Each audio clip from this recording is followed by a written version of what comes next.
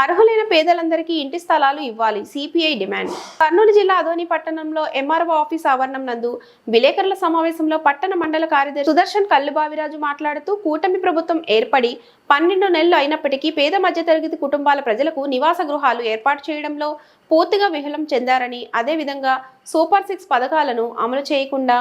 కూటమి ప్రభుత్వం నిర్లక్ష్యం చేస్తూ ప్రజలను మభ్యపెడుతూ కాలయాపన చేస్తుందని, ప్రజా సమస్యలు పరిష్కరించకపోతే భారత కమ్యూనిస్టు పార్టీ సిపిఐ ఆధ్వర్యంలో కేంద్ర రాష్ట్ర ప్రభుత్వాలపై పెద్ద ఎత్తున పోరాటాలు నిర్వహిస్తామని సిపిఐ జిల్లా కార్యవర్గ సభ్యులు అజయ్ బాబు, పట్టణ మండల కార్యదర్శి సుదర్శన్ కల్లుబావిరాజు తదితరులు అన్నారు. ఈ రోజు స్థానిక తహసీల్దార్ కార్యాలయం నందు పెద్ద ఎత్తున ధర్నా నిర్వహించి ఎంఆర్ఓకి వినతి పత్రం ఇవ్వడం జరిగింది. ఈ కార్యక్రమంలో పార్టీ, ప్రజా సంఘాల నాయకులు, కార్యకర్తలు, ఇంటి స్థలాలు లేని లబ్ధిదారులు పెద్ద ఎత్తున పాల్గొనడం జరిగింది. అనేక రకాలైనటువంటి ఉచిత బస్సు సౌకర్యం, గ్యాస్ కనెక్షన్లు, ఎన్నో రకాలు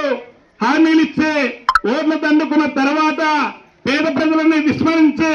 కూర్చుందని కూడా తెలియజేస్తూ ఈ రోజు సిపిఐ రాష్ట్ర సమితి పిలుపులో భాగంగా ఆదోని పట్టణ మండల సమితి ఆధ్వర్యంలో స్థానిక ఎంఆర్ఓ కార్యాలయం దగ్గర పెద్ద ఎత్తున నిరసన ధర్నా కార్యక్రమం నిర్వహిస్తా ఉన్నాం. ఈ కార్యక్రమానికి ఏఐటీసీ నాయకులు, ఏఐవైఎఫ్ రైతు సంఘం, ఆంధ్రప్రదేశ్ వ్యవసాయ కార్మిక సంఘం, మహిళా సంఘం నాయకులు కూడా పెద్ద ఎత్తున పాల్గొని ముఖ్యంగా ఈ కార్యక్రమానికి ముఖ్య నాయకులుగా హాజరైనటువంటి మన భారత కమ్యూనిస్టు పార్టీ సిపిఐ జిల్లా కార్యవర్గ సభ్యులు కామ్రేడ్ కె అజయ్ బాబు గారు కూడా హాజరు కావడం జరిగింది. ముందుగా ఈ కార్యక్రమాన్ని ఉద్దేశించి మన పార్టీ నాయకులు అజయ్ బాబు గారిని మాట్లాడవలసిందిగా కోరుతా ఉన్నాం. భారత కమ్యూనిస్టు పార్టీ రాష్ట్ర సమితి ఇచ్చినటువంటి పిలుపులో భాగంగా మన రాష్ట్రంలో ఉన్నటువంటి 26 జిల్లాల్లో కూడా అన్ని మండల రెవెన్యూ కార్యాలయాలు, తహసీల్దార్ కార్యాలయాల వద్ద ఈ యొక్క ఆందోళన కార్యక్రమాలు ఇప్పటికే కొనసాగుతున్నాయి. మరి ఈరోజు భారత కమ్యూనిస్టు పార్టీ మరి మేము గొంతెమ్మ కోరికలు కోరడం లేదు. గత ఎన్నికలకు ముందు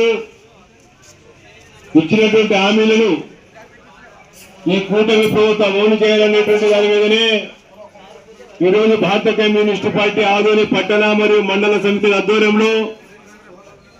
కమ్రేడ్ సుదర్శన్, కమ్రేడ్ రాజు వీరి నాయకత్వంలో పార్టీ ప్రజా సంఘాలు, యువజన సమాఖ్య, విద్యార్థి సమాఖ్య, కార్మిక సంఘాలు, మహిళా సంఘాలు, రైతు వ్యవసాయ కార్మిక సంఘాల ఆధ్వర్యంలో మనం ఈరోజు ఇక్కడ కార్యక్రమం ఏర్పాటు చేసుకోవడం జరిగింది. మన ఎన్నికలకు ముందు మళ్ళీ వారు అధికారంలోకి వస్తే, మా కూటమి ప్రభుత్వం అధికారంలోకి వస్తే గత ప్రభుత్వం జగన్మోహన్ పట్టణ ప్రాంతాల్లో 1 సెంటు, గ్రామీణ ప్రాంతాల్లో 1.5 సెంటు మాత్రమే ఇచ్చి కేవలం ఇల్లు నిర్మించుకోవడానికి 1,80,000 రూపాయలు మాత్రమే ఆర్థిక సాయం ప్రకటించింది. అది ఏ మూలకు సరిపోవడం లేదు. మన గతంలో జగనన్న ప్రభుత్వంలో వారు అనేక వాగ్దానాలు చేసి అనేక సందర్భాల్లో కూడా మేము జగనన్న కాలనీలు కాదు జగనన్న ఊర్లు నిర్మిస్తామని ఎక్కడో గుట్టలు, శ్మశానాల్లో, అసలు పనికిరాని భూముల్లో కూడా ఇళ్ల స్థలాలు ఇచ్చి ఇల్లు నిర్మించుకోవాలనేటువంటి పద్ధతుల్లో గత ప్రభుత్వము వారి యొక్క పథకాలు ప్రవేశపెట్టింది. చంద్రబాబు నాయుడు గారు దాన్ని అంతా కూడా పరిశీలించి ప్రతి చక్కర కూడా ఎక్కడైతే ఆయన పాదయాత్ర సందర్భంగా అయితేనేమి, ప్రచార యాత్రలో సందర్భంగా అయితేనేమి, తిరిగి మేము అధికారంలోకి వస్తే పట్టణ ప్రాంతాల్లో 2 సెంట్లు,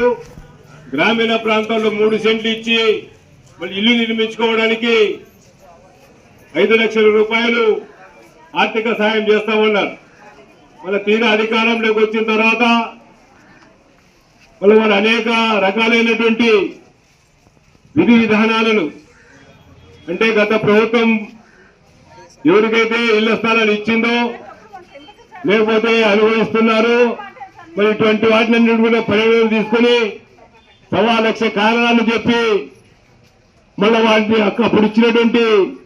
ఇళ్లను రద్దు చేయడమే కాకుండా కొత్తగా ఎవరైనా అర్జీలు పెట్టుకున్న వారికి కూడా ఇళ్ల స్థలాలు ఇవ్వలేనటువంటి పరిస్థితికి ఈరోజు కూటమి ప్రభుత్వం ఒక నిరంకుశమైనటువంటి నిర్ణయాలు తీసుకుని